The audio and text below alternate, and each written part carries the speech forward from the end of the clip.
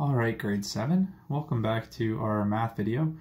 Last week we took a look at percentages and we figured out how to figure out what a percent is, how to turn that into a decimal or a fraction, and we also figured out how to find the part of something. Well, today we're going to figure out how to find the whole. So if we know the percent and we know the part, but we're missing the whole, how is it that we can find that?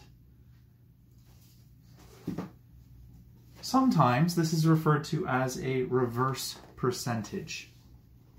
And we're going to be working through two examples, one today and one tomorrow, from our textbook in order to better understand how we work with this reverse percentages, how we find that whole within a question. And so our question is this: in a box, imagine that there are a number of different balls in a box. 15% of them are green.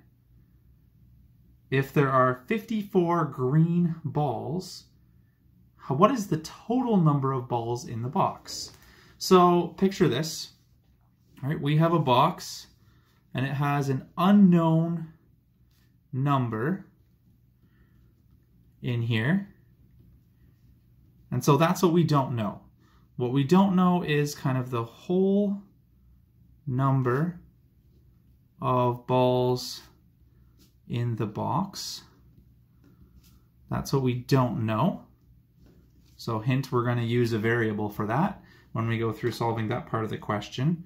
But we do know that in this there are a certain number of green balls, and that is equal to 54. And so this we're going to call the part. We also know that the percentage of green balls is 15%. So if we were to set this up the way that we did before, we know that when we take a percent, when we take a part divided by whole, we get percent. So we've talked about that already. Part divided by whole, and we actually have to times that by 100, gives us a percent. Well, as we've been learning this year, any equation that we have, we can start rearranging. We can start fiddling around and moving around so that we can solve for other things. So this would be a fantastic equation if we knew the part and if we knew the whole and we were solving the percent. However, it's the whole, it's that piece that's missing. And so we're going to have to do some rearranging here.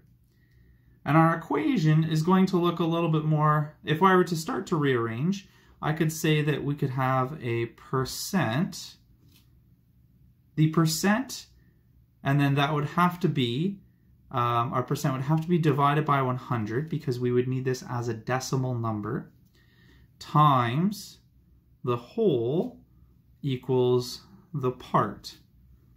Even now, I'm getting a little bit closer to my answer.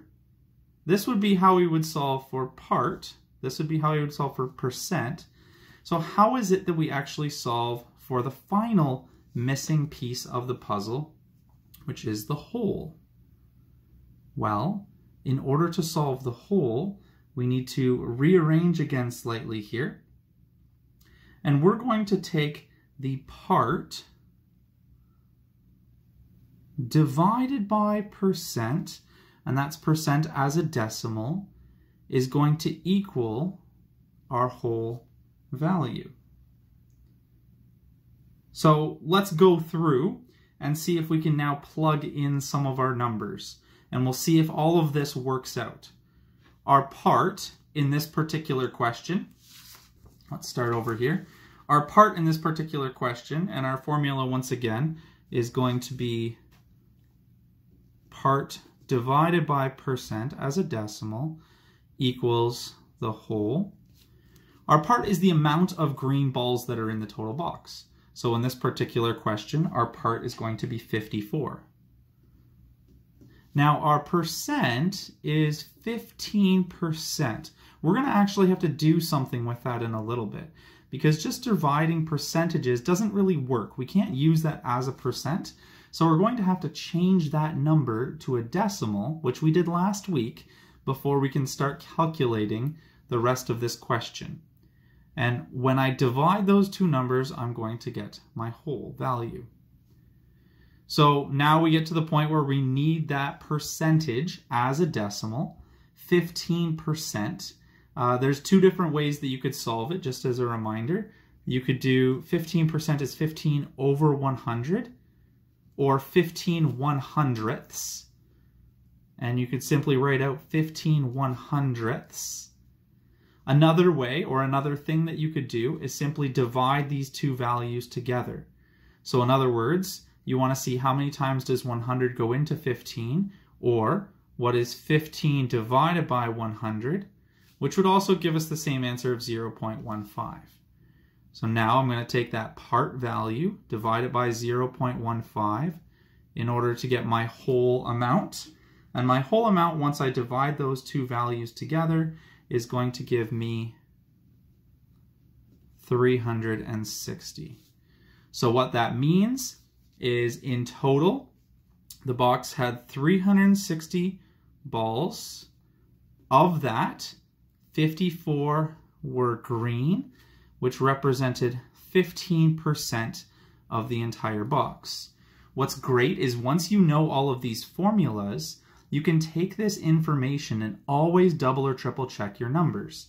So if we go back over the other formula, our part divided by whole should equal, times 100, should equal our percent. And if we were to go through, 54 divided by 36 is going to give us 0.15 times 100 is going to give us 15%. And so this is one of our ways of double checking our work, going through and checking our calculations to see if what we created makes sense in this question. When a calculator is used to evaluate a question involving a percent, we always want to make sure that we are converting that percentage into a decimal, though, before we start working with it and calculating this particular question. We're going to be going through a try it now, or you're going to be practicing a try it question that will hopefully help you in solving this particular type of question.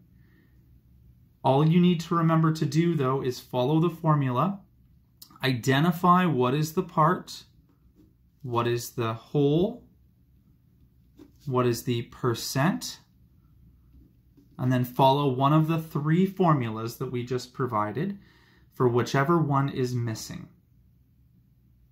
Tomorrow, we'll be going through another example as we continue to explore and learn more about how to solve these particular types of questions.